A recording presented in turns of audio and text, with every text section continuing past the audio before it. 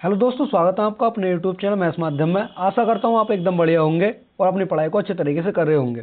दोस्तों, आज हम करेंगे अपनी इस क्लास को राज्यों का पुनर्गठन। ठीक है, इसमें हम देखेंगे कि राज्यों का जो गठन हुआ था, हमारे 28 राज्य और 8 केंद्र शासित प्रदेश जो अब वर्तमान में है, यानी कि इनका गठन स्टार्टिंग में किस तरीके से हुआ था। ठीक है, और किन किन आयोगों और किन किन जो समितियां बनी थी, किन समितियों की सिफारिशों को जो है स्वीकार किया गया था। ठीक है, और कौन कौन से आयोग इसमें बने थे। दोस्तों, आपसे रिक्वेस्ट है साथ में कॉपी पेन लेकर के बैठना और क्लास को जो लास्ट तक देखना। ठीक है, तो बिना किसी देरी के हम करते हैं अपनी क्लास को स्टार्ट। इसमें देखेंगे हम कि राज्यों का निर्माण, जो हमारा राज्यों का निर्माण जो था, जो हमारी रियासतें थी, उनसे राज्यों का निर्माण किस तरीके से हुआ था। ठीक है, इसमें हम देखेंगे हमारा जो था राज्यों का निर्माण। ठीक है, इसमें देखेंगे जो भारत का विभाजन जो है 2 जून 1947 को भारत का विभाजन हो गया था। ठीक है, इस समय भारत का जो वायसराय था माउंटबेटन था। ठीक है, और इसे 2 जून प्रस्ताव कहा गया था। जो हमारा विभाजन हुआ था भारत का, वो 2 जून 1947 को हो गया था। ठीक है, विभाजन। और जो पाकिस्तान का गठन हुआ था वो 14 अगस्त 1947 को हो गया था। ठीक है, और जो भारत का हुआ था वो 15 अगस्त को हो गया था। ठीक है, इसमें हमारा जो उस समय वायसराय था, वो भारत का वायसराय, जो भारत के विभाजन के समय जो भारत का वायसराय था वो माउंटबेटन था। ठीक है, और इसी जो विभाजन हुआ था इसी को ही 2 जून प्रस्ताव कहा जाता है। ठीक है, आगे देखेंगे इसमें हमारा जो था ये था हमारा कि 562 रियासतें जो है भारत में आ गई और 3 रियासतें जूनागढ़, हैदराबाद और जम्मू कश्मीर शामिल नहीं हुई थी। यानी जो हमारी टोटल रियासतें थी, ठीक है, वो हमारी 565 रियासतें थी जो भारत में शामिल हो गई थी। ठीक है, भारत के विभाजन के समय पर वो 562 रियासतें वो स्वतः ही भारत में शामिल हो गई थी। लेकिन जो हमारी 3 रियासतें थी वो भारत में शामिल नहीं हुई थी। एक तो जूनागढ़, हैदराबाद और जम्मू कश्मीर। ये ठीक है, ये अपना अलग ही होने, मतलब अलग होने की बात कर रही थी। ठीक है, इसमें देखेंगे इन तीनों को मतलब किस तरीके से इसमें शामिल किया गया था। ठीक है, इसमें देखेंगे हम आगे। ठीक है, जूनागढ़ और हैदराबाद जो थी, इसमें बता दूं मैं आपको, जो जूनागढ़ और हैदराबाद जो थी ये पाकिस्तान में जाने की बात कर रहे थे। यानी कि जो हैदराबाद था हमारा, ये भारत के बिल्कुल बीच में है। ठीक है, साउथ में, और जूनागढ़ भी। ठीक है, ये दोनों जो बात कर रहे थे ये पाकिस्तान में जाने की बात कर रहे थे। तो इसमें जो है हैदराबाद को जो है ऑपरेशन पोलो के द्वारा इसमें शामिल किया गया था। यानी कि जो ऑपरेशन पोलो हमारा चलाया गया था ये 13 सितंबर से 18 सितंबर 1948 तक चला था। यानी कि जो हमारा ये ऑपरेशन पोलो जो चला था इसमें ये 2.5 दिन तक चला था। लेकिन जो पूरी तरीके से जो समाप्त हुआ था ऑपरेशन पोलो, ये 18 सितंबर 1948 तक ये जो है समाप्त हो गया था। 13 सितंबर को ये स्टार्ट हुआ था और 18 सितंबर तक ये चला था।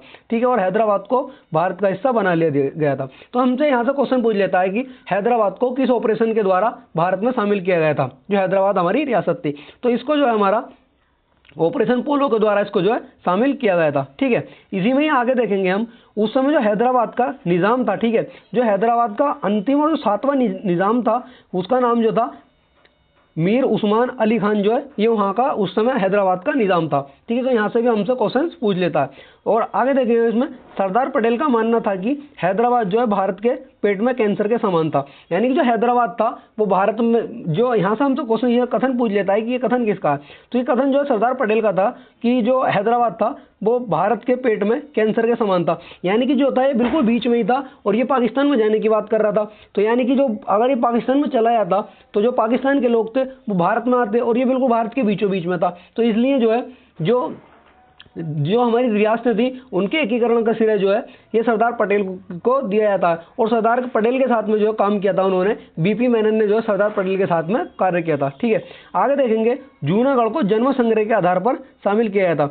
जो जूनागढ़ रियासत थी वहाँ की जनता के द्वारा एक जन्म संग्रह कराया गया और वहाँ की जनता ने जो है भारत में शामिल होने की बात कही थी। इसी को जो है हम जन्म संग्रह के आधार पर इसमें जो है जूनागढ़ को शामिल कर लिया गया था। ठीक है, इसी में ही आगे देखेंगे हम 26 अक्टूबर 1947 को जम्मू कश्मीर को वहां के राजा हरि सिंह से विलय पत्र पर जो हस्ताक्षर करा करके इसमें शामिल कर लिया गया था। जम्मू कश्मीर को जो शामिल किया गया था वो विलय पत्र पर जो है हस्ताक्षर करा करके जो है शामिल कर लिया गया था। क्योंकि जम्मू कश्मीर के वहां के राजा जो थे हरि सिंह थे, ये पहले जो है भारत से अलग होने की बात कर रहे थे, अपनी रियासत को अलग करने की। ठीक है, तो वहां पर जो है पाकिस्तान तो अलग हो गया था। अलग होने के बाद में जो पाकिस्तान ने अपनी जो है कुछ घुसपैठियां हरकतें करी थी, जिससे राजा हरि सिंह को जो है वहां पर जवाब बनाया गया और हरि सिंह ने जो है बाद में जो है भारत में शामिल होने की बात कर दी थी विलय पत्र पर हस्ताक्षर करने के बाद में। ठीक है, इसी में ही हमारा एकीकरण के बाद जो है राज्यों का निर्माण 4 प्रकार से किया गया था। जो राज्यों का निर्माण किया गया था वो 4 प्रकार से इसमें जो राज्यों का निर्माण किया गया था वो भी देखेंगे हम, जो किस प्रकार से इन राज्यों का निर्माण किया गया था। ठीक है, इसमें देखेंगे हम जो राज्यों का निर्माण किया गया था वह तो ब्रिटिश शासन था। ठीक है, एक बड़ी रियासतें, एक छोटी रियासतें, और जो लास्ट था हमारा वो अंडमान निकोबार द्वीप समूह के रूप में 4 प्रकार से इन राज्यों का निर्माण किया गया था। ठीक है, आगे देखेंगे इसी में ही। दोस्तों आपसे रिक्वेस्ट है क्लास में लास्ट तक बने रहना, और बिल्कुल हम इसमें डीप तरीके से देखेंगे, और इसमें हम ये भी देखेंगे जो हमारे वर्तमान में राज्य है इन राज्यों का निर्माण कैसे हुआ था, किस तारीख को हुआ था और किस प्रकार से किया गया था। ठीक है, पर आपसे रिक्वेस्ट है क्लास में जो है लास्ट तक बने रहना। ठीक है, इसमें देखेंगे हम हमारा जो है 27 नवंबर 1947 को एसके धर समिति का गठन किया गया था। यानी कि एसके धर का नाम जो है इसमें, क्योंकि कुछ लोगों को ये होता है एग्जाम में, ये होता है कि एसके धर ना दे करके उसमें जो पूरा नाम दे देता है, तो ये हमारा एसके धर का पूरा नाम जो था हमारा, ये श्याम कृष्ण जो है धर था। ठीक है, श्याम कृष्ण धर।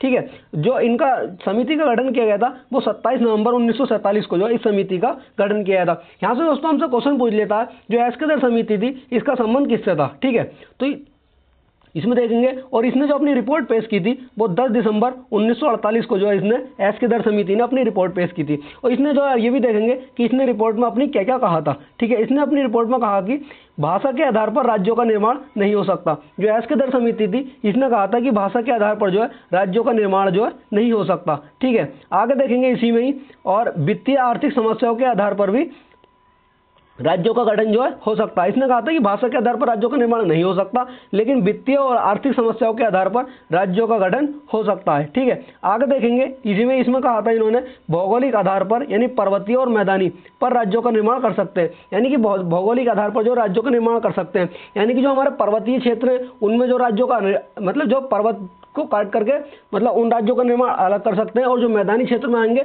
उन राज्यों का निर्माण अलग तरीके से हम कर सकते हैं। ठीक है, इसी में अगला पॉइंट में इन्होंने कहा था कि प्रशासन के आधार पर राज्यों का निर्माण कर सकते हैं। यानी प्रशासन के आधार पर भी हम राज्यों का निर्माण कर सकते हैं। यानी कि जैसे कि हमारा कुछ केंद्रशासित प्रदेश हो गए और कुछ हमारे जो है बिना केंद्रशासित प्रदेश हो गए। ठीक है, विकास के आधार पर भी हम जो है राज्यों का निर्माण कर सकते हैं। यानी जिन राज्यों में ज़्यादा विकास है तो उनका निर्माण अलग तरीके से करेंगे, और जो हमारे पिछले राज्य हैं उनका निर्माण अलग तरीके से करेंगे, जैसे कि हमारे छत्तीसगढ़, झारखंड, बिहार, इस तरीके से।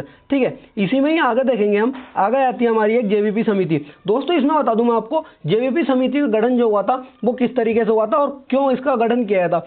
आंध्र प्रदेश में एक सामाजिक कार्यकर्ता थे पोटीश्री रामुलु। ठीक है, ये जो है आंध्र प्रदेश का गठन जो है भाषा के आधार पर करना चाहते थे। ठीक है, तेलुगु और तमिल भाषा के आधार पर ये गठन करना चाहते थे। ठीक है, तो इनकी जो उस समय हमारे भारत के जो प्रधानमंत्री थे वो जवाहरलाल नेहरू जो है उसमें भारत के प्रधानमंत्री थे। ठीक है, इन्होंने जो पोटीश्री रामुलु थे, दोस्तों ध्यान से सुनना इस कहानी को। ठीक है, पोटीश्री रामुलु जो थे ये सामाजिक कार्यकर्ता थे। इन्होंने जो अपना प्रस्ताव रखा था नेहरू के सामने। ठीक है, नेहरू जी से कहा था इन्होंने कि जो है आंध्र प्रदेश का गठन जो है भाषा के आधार पर जो तेलुगु भाषी को अलग कर देना चाहिए और जो तमिल भाषी है उनका जो गठन अलग कर देना चाहिए। ठीक है, तो उन्होंने जो इनकी बात नहीं मानी थी उस समय नेहरू जी ने। तो ये जो पोटीश्री रामुलु थे ये जो 56 दिन तक जो आमरण अनशन पर बैठ गए थे। ठीक है, बिना कुछ खाए पिए जो है इन्होंने 56 दिन तक आमरण अनशन किया था, और 57वें दिन जो है इनकी मृत्यु हो गई थी। ठीक है, पोटीश्री रामुलु की।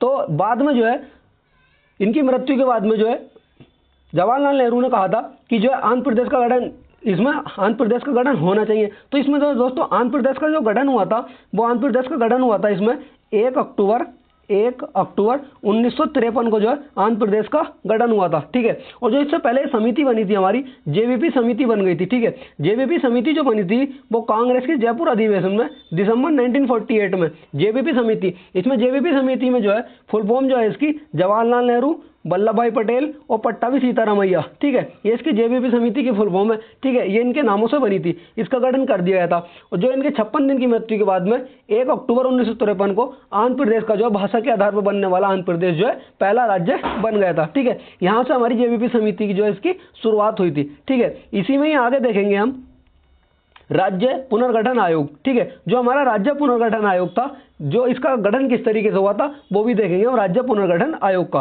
ठीक है, इसमें देखेंगे कुछ दोस्तों, इसमें जो कुछ जगह ये है, कुछ जगह पर जो है ये हमारी तारीख जो है 22 दे रखी है और कुछ जगह पर जो है 29 दिसंबर इसमें दे रखी है। तो दोस्तों इसलिए मैं दोनों तारीख लिख करके लिखा हूँ, जिससे कि ऑप्शन में अगर दोनों दोनों तो ऑप्शन में देगा नहीं, ऑप्शन में जो देगा तो इसमें जो एक ही तारीख देगा। अगर ऑप्शन में दोनों तारीख आती है तो आप जो है प्रायोरिटी जो है 22 दिसंबर को देंगे, ठीक है। 22 अथवा 29 दिसंबर को 1953 में न्यायाधीश फजल अली आयोग की अध्यक्षता में प्रथम राज्य पुनर्गठन आयोग का गठन हुआ था। यहाँ से हमसे पूछ लेता है कि जो फजल अली आयोग का, जो हमारा फजल अली आयोग था, इसका संबंध जो है किससे है, ठीक है। तो ये राज्य पुनर्गठन आयोग से संबंधित है और ये प्रथम जो है राज्य पुनर्गठन आयोग का गठन इसमें किया गया था, ठीक है। इस आयोग में जो है 3 सदस्य थे, न्यायमूर्ति फजल अली, हृदयनाथ कुंजरू और के.एम. पणिकर। ये जो है इसमें जो है 3 सदस्य जो है शामिल थे, ठीक है। इसी में आगे देखेंगे हम, इसमें आगे देखेंगे हम कि इस आयोग ने 30 दिसंबर 1955 को अपनी रिपोर्ट पेश की थी। यानी कि जो इसका गठन हुआ था, इस जो हमारा आयोग था, इसका गठन जो हुआ था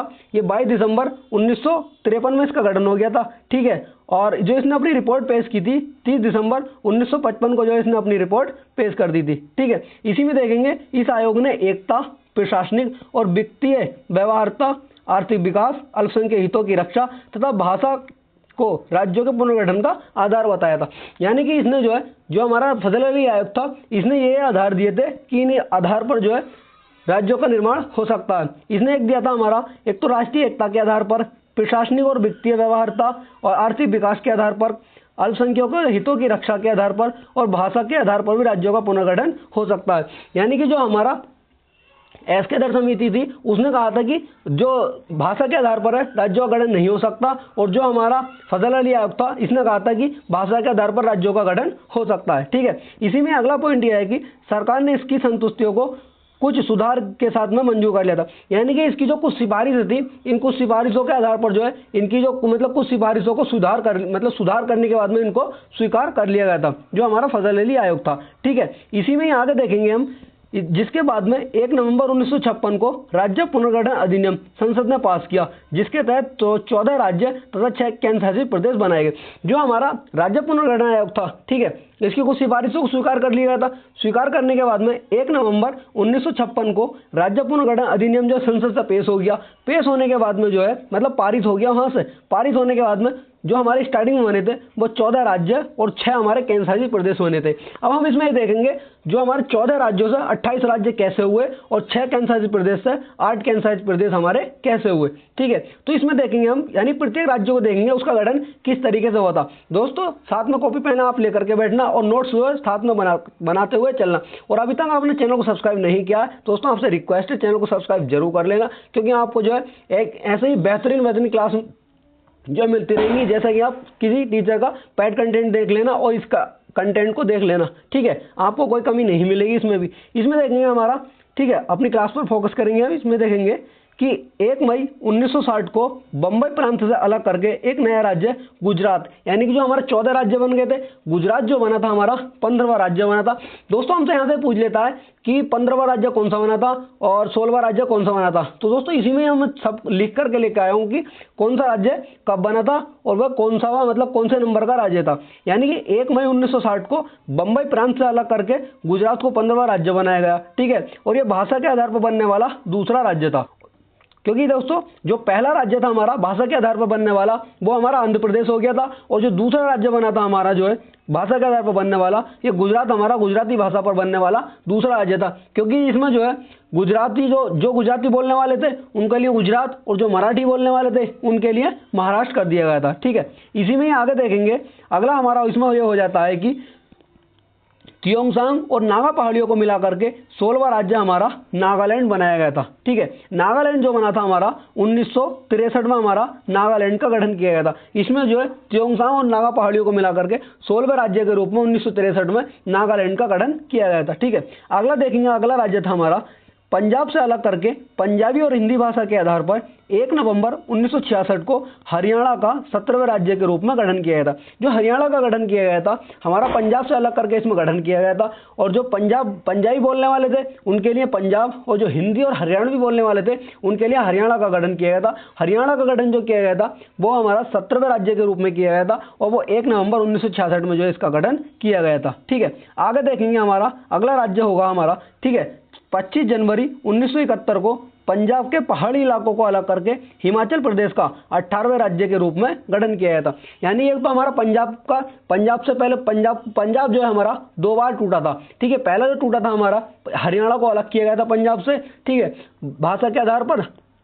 और दूसरा जो हमारा किया गया था पंजाब के पहाड़ी इलाकों को काट करके हिमाचल प्रदेश को 18वां राज्य के रूप में 25 जनवरी 1971 में 18वां राज्य बनाया गया था। इसी में देखेंगे हमारा अगला राज्य 21 जनवरी 1972 को मणिपुर जो है, ठीक है, 21 जनवरी 1972 को हमारे 3 राज्य बने थे। तो इसमें हमसे क्रम भी पूछ लेता है, जो मणिपुर बना था हमारा 19वां राज्य बना था, ठीक है, त्रिपुरा हमारा 20वां राज्य बना था और मेघालय जो 21वां राज्य का गठन किया गया था। और ये 21 जनवरी 1972 को 3 राज्यों का गठन हमारा किया गया था, ठीक है। आगे देखेंगे इसी में ही, ठीक है, जो 22वां राज्य बना था हमारा 16 मई 1975 को सिक्किम को जो है 22वां राज्य बनाया गया था। इसमें दोस्तों हम देखेंगे, अगर आपने हमारी संविधान संशोधन वाली दोनों क्लासेस नहीं देखी है तो दोस्तों इन दोनों क्लासों को देख लेना, क्योंकि उसमें संविधान संशोधन को बिल्कुल विस्तार से कराया गया। और अगर आपने वो दोनों क्लासेस कर ली तो आप जो संविधान संशोधन से कोई भी क्वेश्चन एग्जाम में नहीं छोड़ पाएंगे, ठीक है। इसमें देखेंगे इसे 35वें संविधान संशोधन 1974 के द्वारा भारत के राज्य क्षेत्र में शामिल किया गया था। सिक्किम दोस्तों मैं बता दूं जो है ये भारत का जो है हिस्सा नहीं था,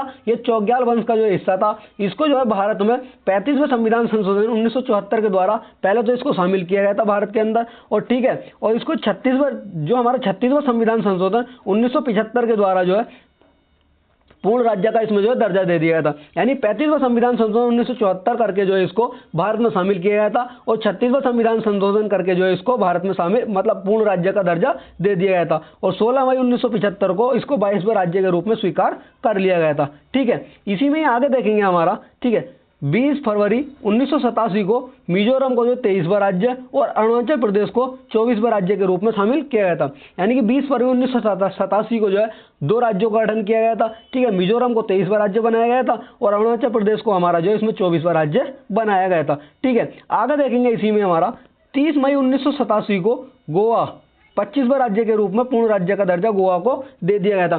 क्योंकि दोस्तों इसमें बता दूं मैं आपको, गोवा जो था ये फ्रांसीसियों के अधीन था, ठीक है। फ्रांसीसियों से छीनने के बाद में इसको गोवा को 30 मई 1987 को जो है 25वें राज्य के रूप में इसको शामिल किया था। क्योंकि गोवा को जो पहले जो है ये हमारा फ्रांसीसियों का उपनिवेश था, ठीक है। इसको पहले केंद्र शासित प्रदेश बनाया था गोवा को। केंद्र शासित प्रदेश के बनाने के बाद में 30 मई 1987 को जो है गोवा को 25वें राज्य के रूप में भारत में पूर्ण राज्य का दर्जा दे दिया गया था, ठीक है। इसी में ही आगे देखेंगे हम 1 नवंबर 2000 को मध्य प्रदेश से अलग करके छत्तीसगढ़ को जो है 26वां राज्य बनाया गया था। यानी कि 1 नवंबर 2000 में, यानी कि नवंबर 2000 में जो है 3 राज्यों का गठन किया गया था। हम इसमें देखेंगे इन 3 राज्यों का गठन जो है कौन कौन से 3 राज्य थे। तो 1 नवंबर 2000 को मध्य प्रदेश से अलग करके छत्तीसगढ़ को 26वां राज्य बनाया गया था, ठीक है।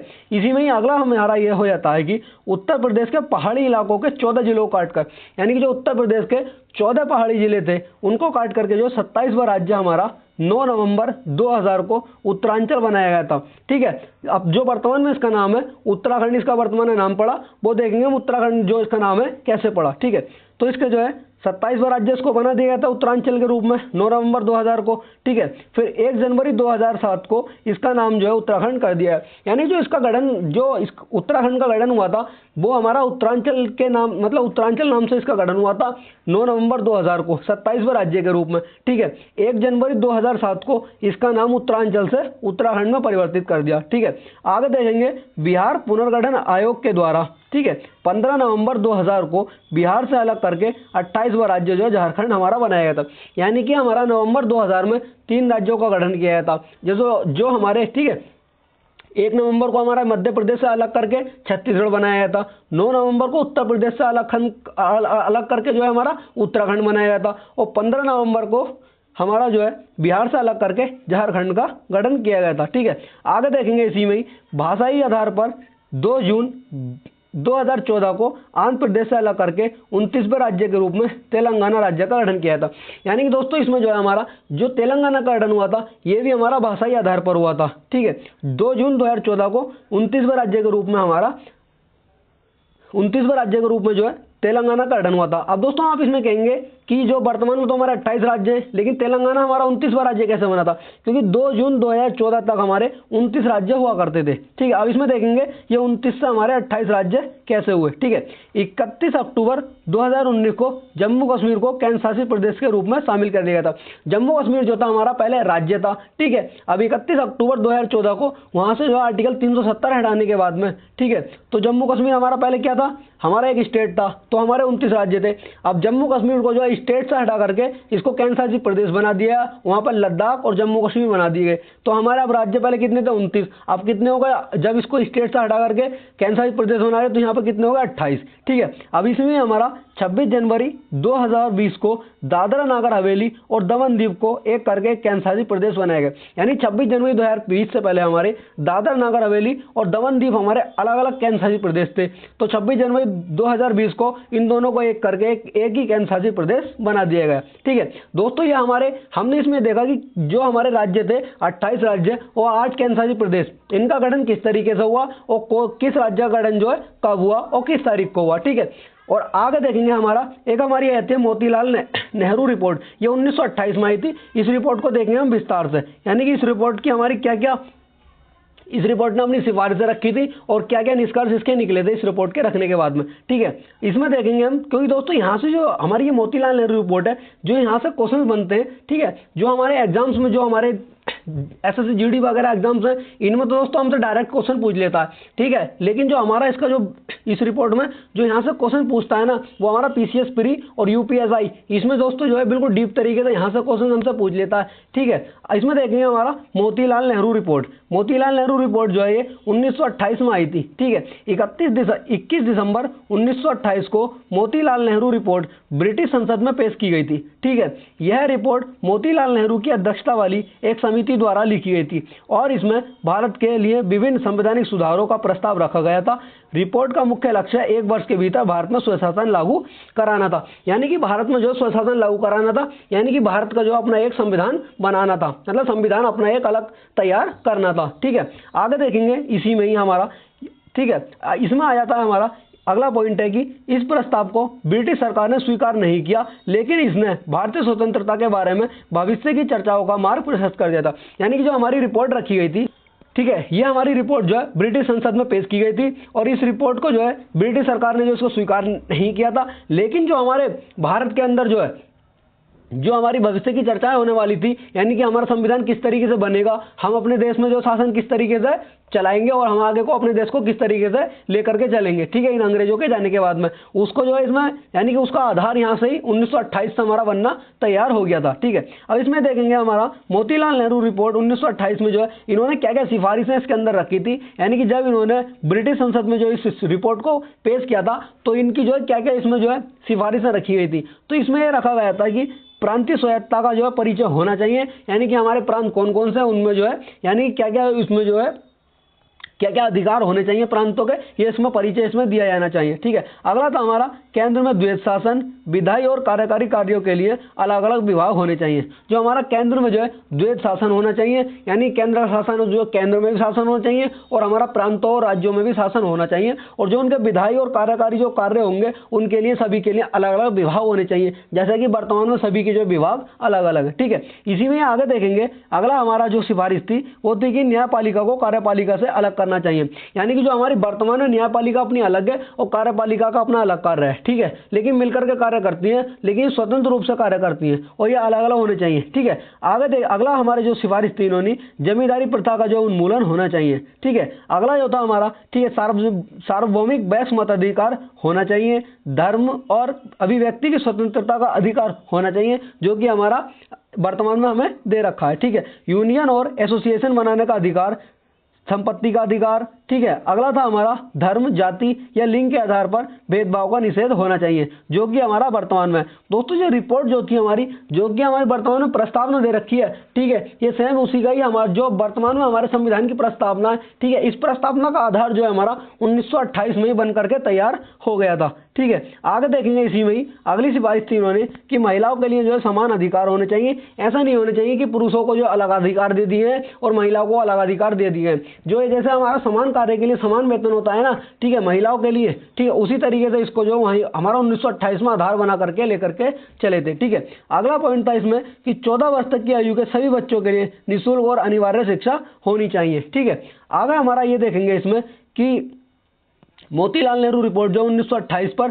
क्या क्या प्रतिक्रियाएं हुई थी इस रिपोर्ट के आने के बाद में। ठीक है। इसमें देखेंगे हम कि मोतीलाल नेहरू रिपोर्ट 28 मई 1928 को जारी की गई और रिपोर्ट को अंततः संविधान सभा ने पारित कर दिया। यानी कि जो हमारी रिपोर्ट थी ये 28 मई 1928 को जारी की गई थी और जो संविधान सभा ने जो है इसको जो है जो हमारी संविधान सभा बनी थी 1946 में, ठीक है, तो इसको जो है उसने पारित कर दिया गया था और यह भारतीय संविधान का आधार बन गई थी। जैसा कि मैंने आपको बताया था जो हमारी रिपोर्ट थी ये, ठीक है, जो हमारा संविधान तो 1946 में हमारी समिति बनी थी और संविधान में तैयार हुआ, लेकिन जो इसका आधार बन के हमारा तैयार हो गया था ये 1928 में जो इसका आधार बन करके तैयार हो गया था। और यह संपूर्ण तो नहीं थी लेकिन इसने भारत के लिए लोकतंत्र की जो है नींव रखी थी। जैसा कि मैंने अभी बताया कि जो इसका आधार था वो हमारा पहले से ही बन करके तैयार हो गया था और जो मतलब नींव इसकी पहले ही रख गई थी, जो इस पर कार्य हुए थे इसी के आधार पर हमने जो 1946 में जो है इसके कार्य करने इसी पर शुरू किए थे। अब इसमें देखेंगे हमारे कि इस रिपोर्ट का हमारे निष्कर्ष क्या निकले थे। ठीक है। इसके निष्कर्ष निकले थे, इस रिपोर्ट को भारतीय औद्योगिक आयोग की रिपोर्ट के रूप में भी जाना जाता है। ठीक है। जो हमारी मोतीलाल नेहरू रिपोर्ट थी इस रिपोर्ट को भारतीय औद्योगिक आयोग की रिपोर्ट के रूप में भी जाना जाता है और 1928 में भारत सरकार द्वारा स्थापित एक औद्योगिक आयोग द्वारा संकलित एक दस्तावेज यह हमारा था। ठीक है। 1928 में जो भारत सरकार द्वारा स्थापित हमारा जो उद्योग आयोग था ये उसी का एक दस्तावेज माना जाता है। ठीक है। इसमें देखेंगे हमारा इसी में अगला पॉइंट हमारे ये आ जाते हैं कि आयोग का लक्ष्य भारत में उद्योग की स्थिति की जांच करना और सिफारिशें करना था। यह रिपोर्ट इसलिए महत्वपूर्ण है क्योंकि यह भारत में समाजवाद की सबसे शुरुआती चर्चाओं में से एक है। यानी कि ये रिपोर्ट हमारी इसलिए महत्वपूर्ण है, जो समाजवाद की सबसे पहले चर्चा हुई थी इसी रिपोर्ट में हुई थी और जो चर्चा हमारी स्टार्टिंग हुई थी भारत के अंदर वो 1928 से समाजवाद की चर्चा जो है जो चर्चा शुरू की गई थी वो इसी रिपोर्ट के द्वारा इसमें शुरू की गई थी। ठीक है। इसलिए इस रिपोर्ट को जो महत्वपूर्ण माना जाता है। दोस्तों यहाँ से जो हमारा क्वेश्चन बनेगा वो यूपीएसआई और यूपीपीसीएस प्री में दोस्तों यहाँ से आपको क्वेश्चन देखने को मिलेगा। ठीक है। बाकी हमारे जो वनडे एग्जाम्स है वहां से हमारा डायरेक्ट क्वेश्चन पूछ लेता है, यानी कि इस रिपोर्ट की अध्यक्षता किसने की थी और इस रिपोर्ट को कहां पेश किया गया था, ये रिपोर्ट कब आई थी, यहां से डायरेक्ट पूछ लेता है। लेकिन जो हमसे कथन के रूप में क्वेश्चन पूछ लेता है वो हमारे बड़े एग्जाम्स में पूछ लेता है। तो इसमें देखेंगे हमारा अगला था कि इसमें शिक्षा में निवेश बढ़ाने और औद्योगिक विकास के लिए रणनीतियों की रूपरेखा तैयार करने का भी आह्वान किया गया था। ठीक है। आगे देखेंगे इसी में ही कि अगला हमारा पॉइंट था कि रिपोर्ट में दी गई कई सिफारिशें स्वतंत्रता के बाद लागू की गई थी। यानी कि रिपोर्ट में जो कुछ सिफारिशें थी जैसे कि समान कार्य के लिए समान वेतन, महिलाओं को समान अधिकार और 14 वर्ष से कम आयु के बच्चों को जो अनिवार्य और निःशुल्क शिक्षा, इनको जो है हमारा स्वतंत्रता के बाद इन्हें लागू किया गया था। ठीक है। इसे जो है भारत में आर्थिक नीति निर्धारण के लिए एक महत्वपूर्ण स्रोत के रूप में उद्धृत किया गया था। ठीक है। दोस्तों ये क्लास जो है सिर्फ आज हमारी जो है आधे घंटे की क्लास हमने रखी थी, लेकिन दोस्तों इसमें जो है हमने बिल्कुल विस्तार से देखा है कि राज्य गठन कैसे हुआ है और किस तरीके से हुआ है और किस आयोग की सिफारिशों को स्वीकार किया था और कौन कौन से आयोग और कौन कौन सी हमारी समितियां बनी थी। दोस्तों आपसे रिक्वेस्ट है चैनल को ज़्यादा से ज़्यादा दोस्तों सब्सक्राइब करना और अपने दोस्तों में शेयर जरूर करना, क्योंकि दोस्तों इसमें जो है हम कोई अपनी दोस्तों हम 30 से 40 मिनट की क्लास लेकर के आते हैं। इसमें कोई हम फालतू बकवास नहीं करते, सिर्फ अपने कंटेंट से रिलेटेड अपनी पढ़ाई से रिलेटेड बात करते हैं। ठीक है। बस आपसे रिक्वेस्ट है क्लास को ज़्यादा से ज़्यादा शेयर करना। ठीक है। और फिर मिलते हैं नेक्स्ट वीडियो में। जय हिंद, जय भारत।